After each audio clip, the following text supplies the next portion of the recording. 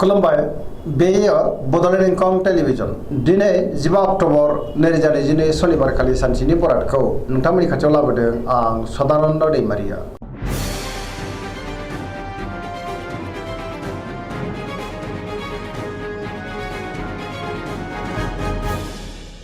सिगां फरायनो लादों मेष राशि गिबि हांखो अ ल दिनैनि साना जोबोद मोजां। बहाबा दावबायनो एबा हान्थिनो खाबु मोननो हागौ आरो मोजाङैनो हान्थिनोबो हागोन। गोसोखौ दिनै जोबोर गोजोननाय मोनगोन। मावनो लानाय खामानिखौ थि समावनो आरो गोरलैयैनो मावफुंनो हागोन। सोरबा लोगोनिफ्राय मोजां खौरां फैनोबो हागौ। रांखावरियाव दिनै जोबोर मोजां। बेफार फालांगियाव जोबोर मोजां। आयाबो बांनो हागौ।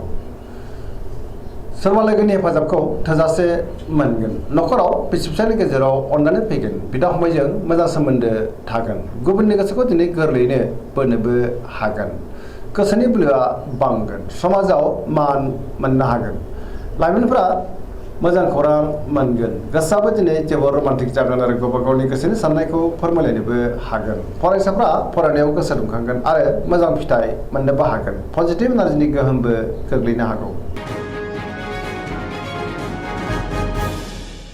वृष राशि गिबि हांखो इ उ ब दिनैनि साना जोबोर मोजां। गोसोखौ दिनै जोबोर गोजोननाय मोनगोन। गोसोनि साननायफ्रा मोगथाङाव जाफुंनो हागौ। गोसोनि बोलोआ बांगोन।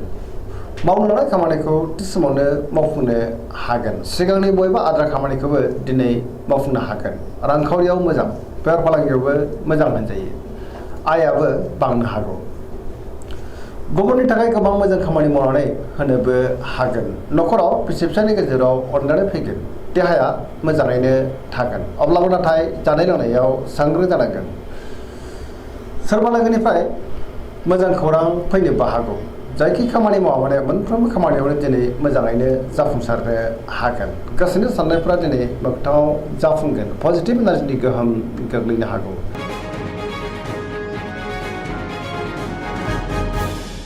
मिथुन राशि गिबि हांखो क स दिनैनि साना जोबोर मोजां। पजिटिभ एनार्जिनि गोहोम गोग्लैनो हागौ। गोसोखौ दिनै जोबोर गोजोननाय मोनगोन।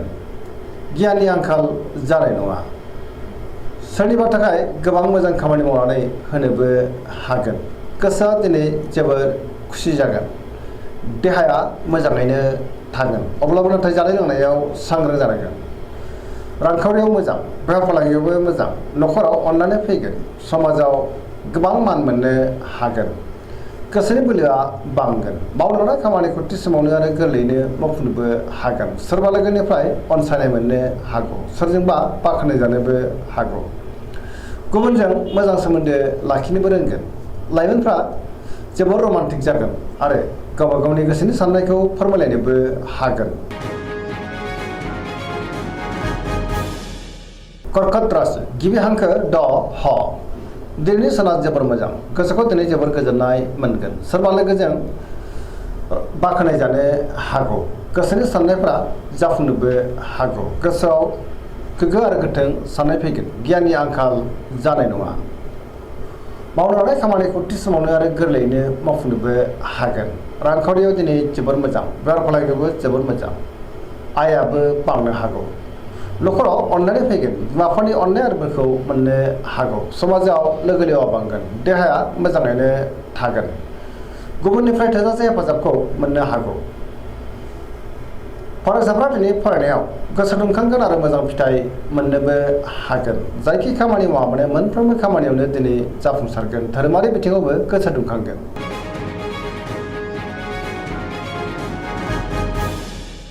सिंह राशि गिबि हांखो म ट दिनैनि साना जोबोर मोजां। गोसोआव पजिटिभ साननाय फैगोन। मावनो लानाय खामानिखौ थि समावनो आरो गोरलैयैनो मावफुंनोबो हागोन। सोरबा लोगोनिफ्राय थोजासे हेफाजाबबो मोननो हागौ। समाजाव लोगो लेवा बांगोन। बहाबा दावबायनो एबा हान्थिनो खाबुबो मोननो हागौ। रांखावरियाव दिनै जोबोर मोजां। अब्लाबो नाथाय खरसायाबो बांनो हागौ। बेफार फालांगियाव जोबोर मोजां होनजायो। आयाबो बांगोन। गोसोनि साननायखौ दिनै गुबुननो फोरमायनो हागोन। न'खराव अननानै फैगोन। समाजावबो मान मोननो हागोन। गुबुनजों अनजासारगोन। देहाया मोजाङैनो थागोन। बयजोंबो अनसायजागोन। सिगांनि बयबो आद्रा खामानिखौबो दिनै मावफुंनो हागोन। गोसोआ जोबोर रमान्टिक जागोन आरो गावबा गावनि गोसो साननायखौ फोरमायलायनोबो हागोन।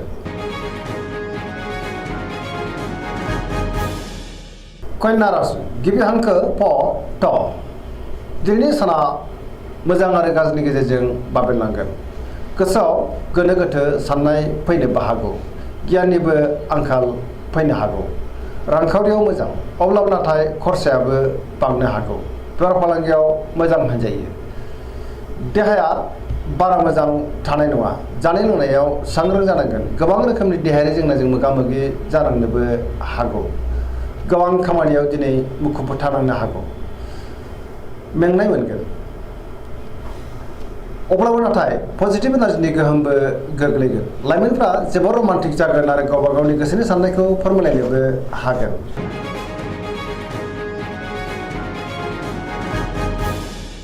तुला राशि गिबि हांखो र ट दिनैनि साना जोबोर मोजां। गोबां रोखोमनि जेंनाफोरखौ दिनै गोरलैयैनो सुस्रांनोबो हागोन। गोग्गो आरो गोथों साननाय फैगोन। गियाननि आंखाल जानाय नङा। गोसोनि साननायफ्रा जाफुंगोन। मावनो लानाय खामानिखौ थि समावनो आरो गोरलैयैनो मावफुंनो हागोन। देहाया मोजाङै थागोन। रांखावरियाव जोबोर मोजां। बेफार फालांगियावबो दिनै जोबोर मोजां। न'खराव बिसि फिसायनि गेजेराव अनलायनाय फैगोन। बिदा फंबायनिफ्राय थोजासे हेफाजाबबो मोननो हागोन। समाजाव बयजोंबो अनसायजागोन। बेफार फालांगियाव दिनै जोबोर मोजां। गुबुननि गोसोखौ दिनै गोरलैयैनो बोनोबो हागोन। लोगोफोरनिफ्राय हेफाजाबखौ मोननो हागोन। गोदान थांखि लानो रोंगोन। जायखि खामानि मावा मानो मोनफ्रोमबो खामानियावनो दिनै जाफुंसारगोन। सोरनिफ्रायबा मोजां खौरां मोननोबो हागौ। पजिटिभ एनार्जिनि गोहोम गोग्लैगोन।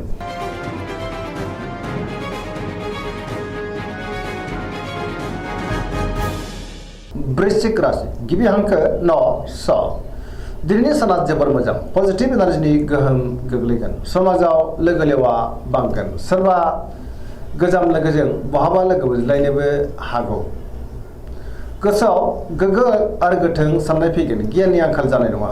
मावनो लानाय खामानिखौ थि समावनो आरो गोरलैयैनो मावफुंनो हागोन। सोरजोंबा बाख्नायजानो हागौ।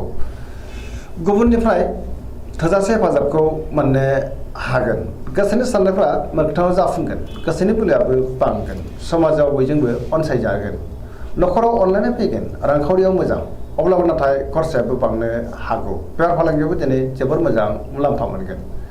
देहाया मोजाङै थागोन। गुबुननि हेफाजाबखौबो थोजासे मोनगोन। फरायसाफ्रा दिनै फरायनायाव गोसो दुंखांगोन आरो मोजां फिथाइ मोनगोन।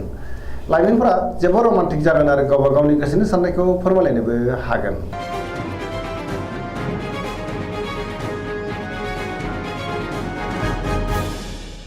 धनु राशि गिबि हांखो ढ फ भ दिनैनि साना बारा मोजां नङा। गोसोआव गोनो गोथो साननाय फैगोन। गियाननि आंखाल जानोबो हागौ। गोसोखौ दिनै जोबोर उसुखुथु मोनगोन। मावनो लानाय खामानिखौ थि समावनो मावफुंनो गोब्राब जागोन। माबा नङा माबा मोनसे हेंथा फैनोबो हागौ। गोसोनि साननायफ्रा देबर नांनो हागौ। रांखावरियाव मोजां।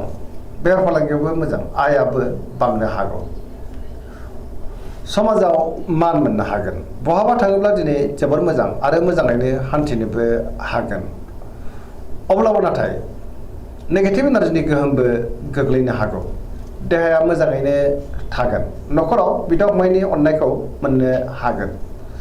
सोरबा लोगोनिफ्राय हरखाबै गाज्रि खौरांबो मोननो हागौ। लाइमोनफ्रा जोबोर रमान्टिक जागोन आरो गावबा गावनि गोसोनि साननायखौ फोरमायलायनोबो हागोन।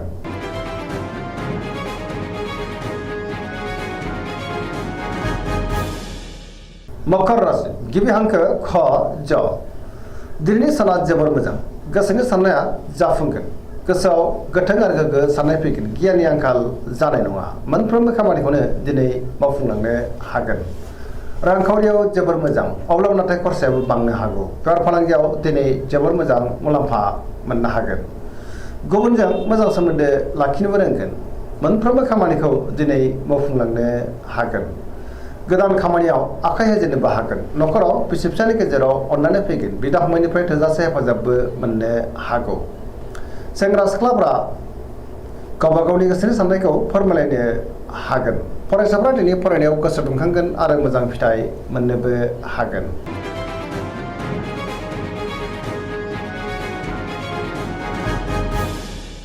कुम्भ राशि गिबि हांखो ग स दिनैनि साना मोजां आरो गाज्रिनि गेजेरजों बाबेरलांगोन गोसोखौ दिनै जोबोर उसुखुथु मोनगोन मावनो लानाय खामानिखौ थि समावनो मावफुंनो गोब्राब जागोन माबा नङा माबा मोनसे हेंथा फैनोबो हागौ सोरबा लोगोनिफ्राय गाज्रि खौरां फैनोबो हागौ समाजाव नाथाय मान मोनगोन गोबां मुंदांखा सुबुंजों लोगोबो मोनज्लायनो हागौ रांखावरियाव मोजां अब्लाबो नाथाय नाङा फाङा खरसायाबो बांनो हागौ देहाया बारा मोजां थानाय नङा गोबां रोखोमनि देहायारि जेंनाजों मोगा मोगि जानांनोबो हागौ जानाय लोंनायाव सांग्रां जानांगोन न'खराव अननानै फैगोन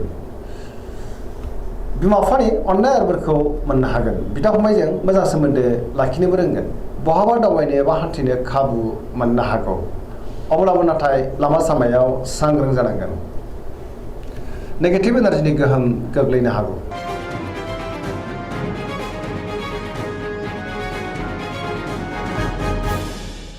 मीन राशि गिबि हांखो ड स दिनैनि साना मोजां आरो गाज्रिनि गेजेरजों बाबेरलांगोन गोसोखौ दिनै जोबोर उसुखुथु मोननोबो हागौ गोसोआव नेगेटिभ साननाय फैगोन गोसोनि बोलोआ लोरबां जागोन गावनि गोसोनि साननायखौ गुबुननो फोरमायनो गोब्राब जागोन देहाया मोजाङै थागोन अब्लाबो नाथाय जानाय लोंनायाव सांग्रां जानांगोन रांखावरियाव मोजां बेफार फालांगियावबो मोजां होनजायो न'खराव अननानै फैगोन सोरजोंबा नाथाय रायखोमा जानोबो हागौ सांग्रां जानाया गाहाम लाइमोनफोरनि गोसोआ दिनै जोबोर रमान्टिक जागोन आरो गावबा गावनि गोसोनि साननायखौ फोरमायलायनोबो हागोन फरायसाफ्रा दिनै फरायनायाव गोसो दुंखांगोन आरो मोजां फिथाइ मोननोबो हागोन पजिटिभ एनार्जिनि गोहोमबो गोग्लैनो हागौ दिनैनि राशि फरायनाया एसेनोसै जोबनायाव बेखौनो खावलायो जाहाथे नोंथांमोना सानफ्रामबो जोंनि बे बड'लेण्ड इंखं टेलिभिजनखौ नायबाय थायो आरो साबस्क्राइब खालामो लोगोसे लाइक खालामो आरो शेयार खालामो एसेनोसै गोजोन्थों